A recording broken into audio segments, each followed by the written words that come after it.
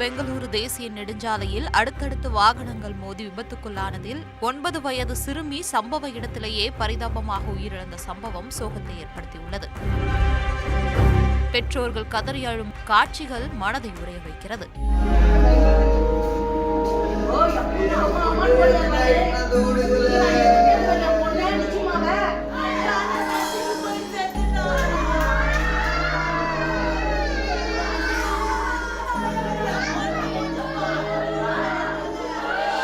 சென்னை பெங்களூர் தேசிய நெடுஞ்சாலையில் சென்னை நோக்கி லோடு லாரி சென்று கொண்டிருந்தது. சரியாக வாணிச்சத்திரம் அருகே வந்தபோது முன்னால் சென்று கொண்டிருந்த லோடு லாரி பிரேக் அடித்ததால் பின்னால் வந்த ஆட்டோ மற்றும் லாரி மற்றும் கார் ஆகியவை அடுத்தடுத்து மோதி விபத்துக்குள்ளானது.